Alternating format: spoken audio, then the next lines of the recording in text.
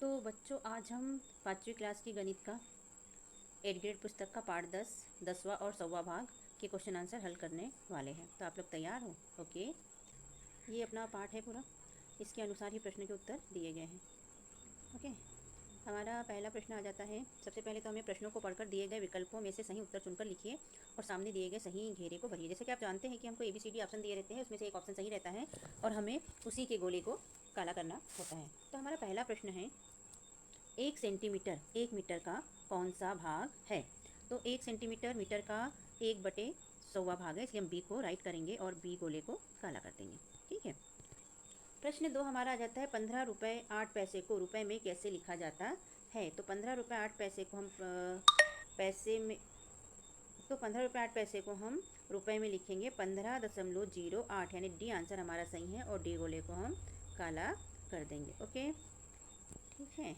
फिर हमारा तीसरा प्रश्न आता है, किसी पेन ड्राइव में कुछ फ़ोटो डालने से उस पेन ड्राइव का जो हिस्सा भर जा गया है उसे इस चित्र में छायांकित भाग से दर्शाया गया है। इस पेन ड्राइव का कितना हिस्सा फ़ोटो से भर गया है?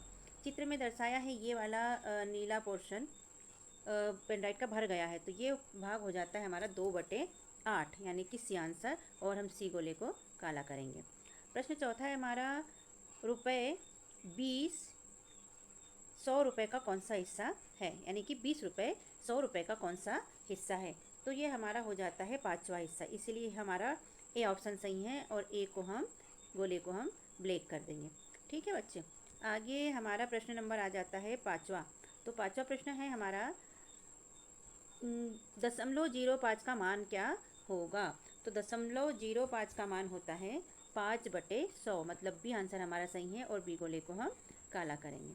ठीक है बच्चों। आगे हम चलते हैं, तो नीचे दिए गए प्रश्नों को हल कीजिए। प्रश्न के उत्तर लिखना है हमें। तो प्रश्न नंबर 6 है, एक पेंसिल की लंबाई 100 mm है, पेंसिल की लंबाई सेंटीमीटर में कितनी होगी? तो पेंसिल की लंबाई सेंटीमीटर में हो जाएगी 10 सेंटीमीटर। ओके। प्रश्न नंबर 7 है, 100 रुपये के खुले लेने पर 10-10 रुपये वाले कितने नोट मिलेंगे? तो हमें 10-10 वाले कितने नोट मिलेंगे बच्चों? 10 नोट मिलेंगे। ओके, ये हमारा आंसर हो गया। फिर आगे चलते हैं प्रश्न नंबर 8 पर। आपके विद्यालय के दरवाजे की चौड़ाई कितनी है? नापकर सेंटीमीटर में लिखिए। तो ये सबके विद्यालय के दरवाजे की चौड़ाई अलग अलग होगी। हम अपने का बताते हैं कि ये हमारी हो जाती है 75 सेंटीमीटर, कम ज़्यादा होती है ये। ठीक है। निम्नलिखित को सेंटीमीटर में बदलिए। प्रश्न 9 है, निम्नलिखित को सेंटीमीटर में बदलिए। 1 मीटर 75 सेंटीमीटर को हमको सेंटीमीटर में बदलना है, तो ये हो जाएगा 175 सेंटीमीटर। 3 मीटर 55 सेंटीमीटर को सेंटीमीटर में बदलना है, तो ये हमारा हो जाता है 355। फिर 4 मीटर 5 सेंटीमीटर को सेंटीमीटर में बदलना है, तो ये हो जाता है 405 सेंटीमीटर। ओके बच्चों। अगला प्रश्न है हमारा प्रश्न नंबर 10। प्रश्न नंबर 10 है, दिनेश की लंबाई 1 मीटर 52 सेंटीमीटर है। 2 मीटर की लंबाई तक बढ़ने के लिए दिनेश को कितना और बढ़ना होगा? तो यहाँ पर यहाँ दिया है दिनेश की लंबाई कितनी है?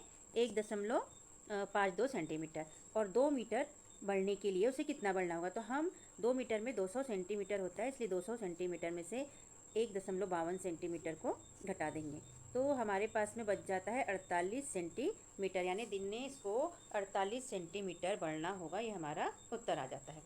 ठीक है बच्चों।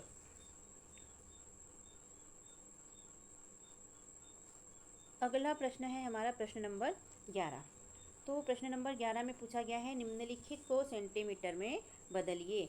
30 मिलीमीटर को सेंटीमीटर में बदलना है, तो ये हो जाएगा 3 सेंटीमीटर, और 20 मिलीमीटर को सेंटीमीटर में बदलना है, तो ये हो जाएगा 2 सेंटीमीटर, और 100 मिलीमीटर को सेंटीमीटर में बदलेंगे, तो ये हो जाएगा 10 सेंटीमीटर। इसके बाद प्रश्न नंबर 12 आता है, पैसों को रुपयों में बदलिए। 99 पैसों को हम अगर रुपए में बोलेंगे, तो ये हमारा हो जाएगा 0.99 रुपया। 75 पैसे को अगर हम रुपया में लिखना चाहें, तो ये हो जाएगा 0.75 रुपया 75। 50 पैसे को हम लिखेंगे रुपया में, तो 0.50 रुपया। ठीक है, ये हमारा हो गया। उसके बाद प्रश्न नंबर 13 है, अरुण एक साबुन खरीदता है जिसकी कीमत 17.25 रुपये है।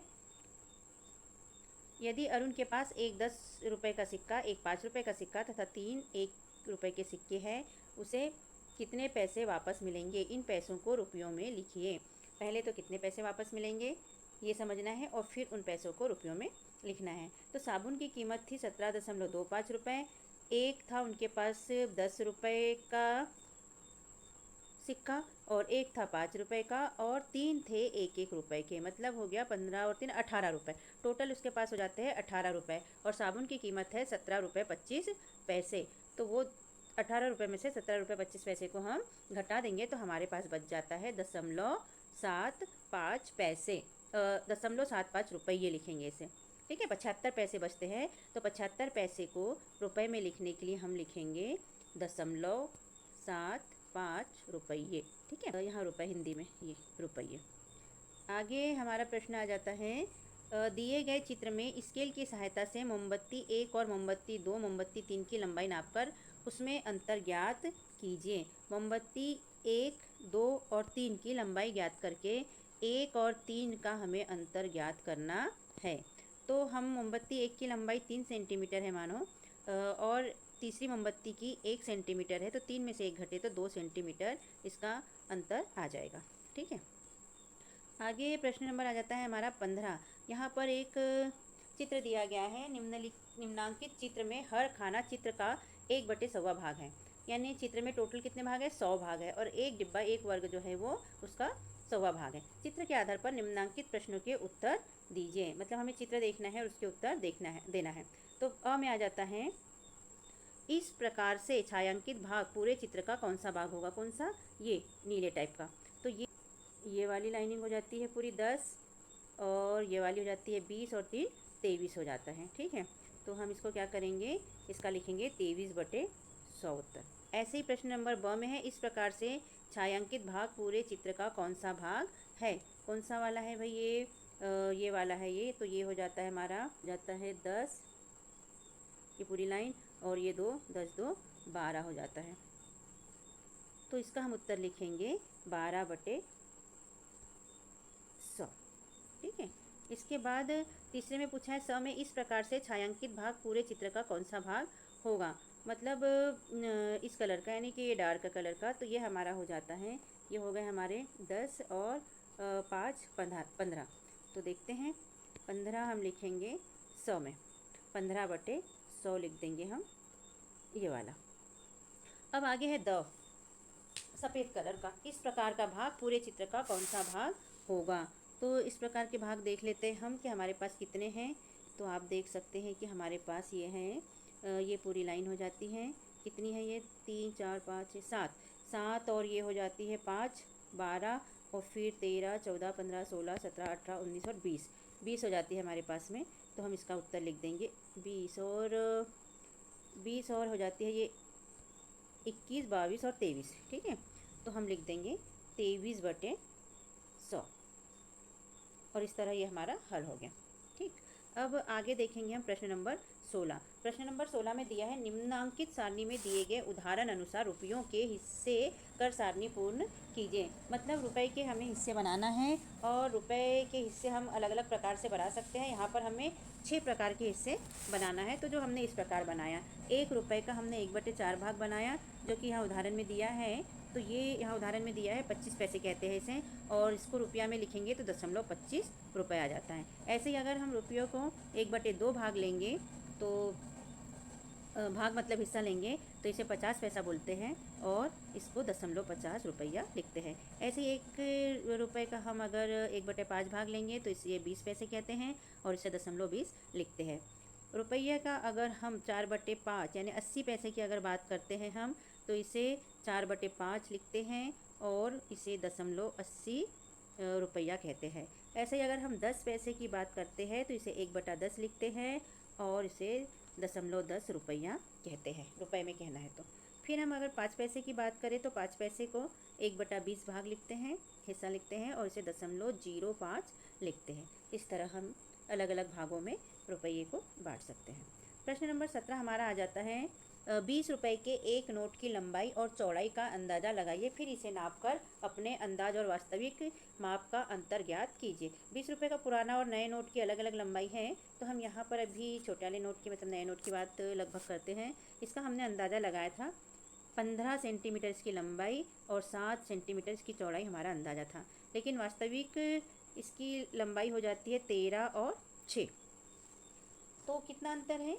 इसकी लंबाई में हमारा हो जाता है 2 सेंटीमीटर का। 15 में से हम 13 घटाएंगे तो लंबाई में 2 सेंटीमीटर का अंतर हो जाता है, और चौड़ाई में 7 में से 6 घटाएंगे तो 1 सेंटीमीटर का अंतर आ जाता है। ठीक है, ये आप लिख लीजिएगा। इसके बाद प्रश्न नंबर आता है 18। तो प्रश्न नंबर 18 में दिया है 15 जनवरी 2021 को कुछ शहरों के 15 जनवरी 2021 को कुछ शहरों के प्रातः 5 बजे तापमान रिकॉर्ड किए गए थे, जो कि इस प्रकार थे। कैसे थे भाई? शहरों के नाम है चेन्नई, मुंबई, भोपाल, श्रीनगर। चेन्नई का तापमान 22.3 था और मुंबई का 20.0 सेंटीग्रेड था, भोपाल का 11.2 और श्रीनगर का 1.7 था। तो अब इसके हिसाब से उपरोक्त तालिका के आधार पर निम्नलिखित प्रश्नों के उत्तर दीजिए। मतलब कि इसके आधार पर हमको नीचे के प्रश्नों के उत्तर देना है। देखते हैं नीचे क्या प्रश्न है। अ है, सबसे अधिक एवं सबसे कम तापमान किन शहरों का है, उनके तापमान का अंतर भी बताइए। अच्छा, और श्रीनगर के तापमान से मुंबई का तापमान कितना अधिक है? तो सबसे अधिक तापमान चेन्नई का था, देख लीजिए 22.3 चेन्नई का है ये वाला, और सबसे कम है श्रीनगर का 1.7। ठीक है, तो हम यहाँ पर लिख देंगे, क्या लिखेंगे? सबसे अधिक तापमान चेन्नई का है और सबसे कम तापमान श्रीनगर का है। इन दोनों का अंतर देखेंगे तो 22.3 में से 1.7 घटा देंगे तो ये 20.6 इसका अंतर निकल आएगा। ठीक है, आगे दूसरा प्रश्न ब पूछा है, श्रीनगर के तापमान से मुंबई का तापमान कितना अधिक है? श्रीनगर के तापमान से तो हम देख लेते हैं श्रीनगर का तापमान और मुंबई का तापमान। श्रीनगर का है 1.7 और मुंबई का है 20.0। तो इसे हम हल करेंगे। देखो, मुंबई का है 20.0, श्रीनगर का है 1.7, तो इसमें से इसको घटा देंगे तो ये आ जाएगा 18.3 का अंतर इसका आता है। ठीक है, आगे प्रश्न नंबर 19। यदि एक पेंसिल की कीमत 3.50 मतलब 3.5 रुपये है, तो एक दर्जन पेंसिल कितने रुपए की होगी? दर्जन का मतलब आप लोग बच्चों समझते हैं, एक दर्जन बराबरी से होता है 12। तो एक पेंसिल की कीमत है 3.50 रुपये, तो 12 पेंसिल की कीमत कितनी होगी? यहाँ 12 में 3.50 का गुना कर लेंगे तो ये हमारा उत्तर आ जाएगा 42 रुपये की पेंसिलें हो जाएगी। 12 पेंसिल कितने की हो जाएगी?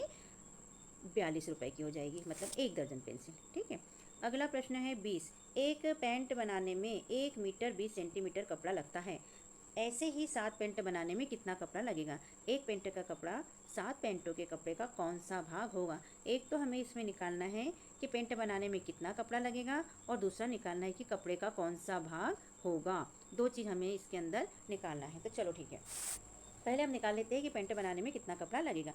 एक पैंट बनाने में 1 मीटर 20 सेंटीमीटर कपड़ा लगता है, 1.20। तो 7 पैंट बनाने में कितना लगेगा? तो हम इसका क्या करेंगे? गुना करेंगे तो हमारा आ जाएगा 8.40 सेंटीमीटर, यानी 8 मीटर और 40 सेंटीमीटर कपड़ा लग जाएगा हमें 7 पैंट बनाने में। ओके, ये आ गया इसका उत्तर। अब ये वाला भाग कौन सा भाग है? तो ये हो जाएगा 1/7वां भाग उसका। एक पेंट का कौन सा भाग हो गया? वो 1/7वां भाग हो गया। और इस तरह हमारा ये पाठ कंप्लीट होता है। ठीक है बेटा, गुड लक, गुड बाय।